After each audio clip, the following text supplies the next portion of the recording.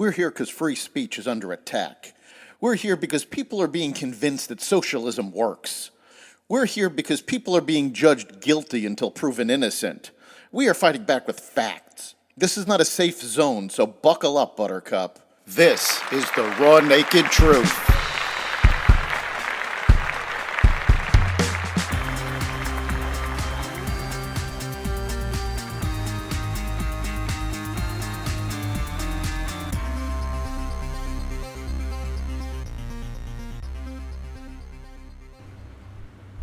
A drone strike on a leading terrorist, a trip to Taiwan, the cost of student loan debt, and more.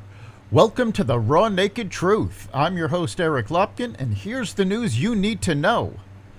The United States has killed al-Qaeda leader Ayman al-Zawahiri with a drone strike in Afghanistan.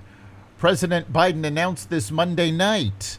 Biden said from the White House that he approved the operation after U.S. intelligence officials tracked al-Zawahiri, who plotted the 9/11 terrorist attacks with his predecessor Osama bin Laden, to a home in downtown Kabul where he was hiding with his family.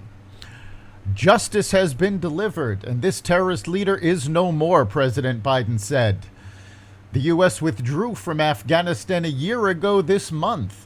Biden said he made a promise to the American people that we would continue to conduct effective counterterrorism operations in Afghanistan and beyond. We've done just that. But the strike also highlights the lie that Biden used to defend his disastrous withdrawal from Afghanistan when he said that al-Qaeda was no longer active in Afghanistan and that the country would not become a safe haven for terrorists.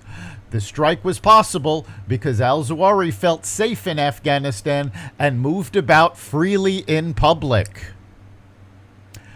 House Speaker Nancy Pelosi plans to visit Taiwan during her Asia tour, Taiwanese and U.S. officials said on Monday. Pelosi would be the first U.S. House Speaker in 25 years to visit the self-governing island, which China considers part of its territory. Pelosi did not include the Taiwan visit in the itinerary she released ahead of the trip, which started on Monday in Singapore. She's definitely coming, a person familiar with the matter told the Wall Street Journal. China's foreign ministry on Monday repeated earlier threats that China will not sit idly by if Pelosi visits China. Chinese President Xi Jinping told President Biden in a phone call last week, "Those who play with fire will perish by it." Now, Pelosi is not the first congressperson to visit Taiwan this year. The stance from the Chinese government illustrates how little they respect the Biden administration. The U.S. Department of Education is expected to lose close to $200 billion from federal student loans made over the last 25 years, due in part to pandemic-era relief pausing the bills for borrowers. Originally, the Education Department estimated these loans would generate around $114 billion in income. They will, however, actually cost the federal government $197 billion, according to the Government Accountability Office, a federal watchdog. That loss will balloon if Biden decides to cancel student loan debt. The Senate Democrats' so-called Inflation Reduction Act of 2022 would actually increase taxes on nearly every American in 2023, according to analysis by Congress's bipartisan Joint Committee on Taxation. The JCT projects average tax rates would rise for almost every income category, including those making less than $10,000. If the bill passes, income categories between $10,000 and $30,000 are the only ones listed as having the same average tax rate in 2023 under the Democrats' bill.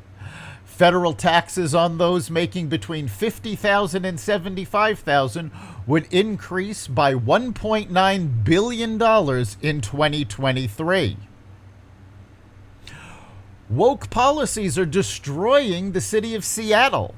Starbucks has closed stores in areas of the city that they deem to be too dangerous to operate in.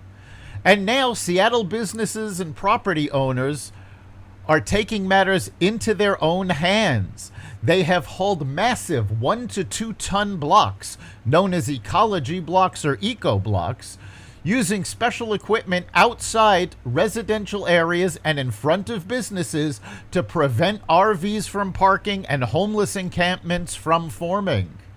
RVs have been parked in front of businesses to make quick getaways after robberies. In addition, Seattle has struggled with homelessness issues for years, which only worsened during the pandemic. Seattle and King County ranked as the 3rd area in the nation with the most homeless people in 2020, recording roughly 11,700 people living on the streets. Washington State ranks 5th across the country for its homeless population at 30 people per 10,000 residents. That's the Raw Naked Truth. You can catch every episode of the Raw Naked Truth at xvadio.com/podcasts, the Apple Podcasts app, Google Podcasts, Spotify, iHeartRadio, Stitcher, Amazon Music, Audible, and wherever podcasts that respect freedom of speech can be found. We'll see you next time.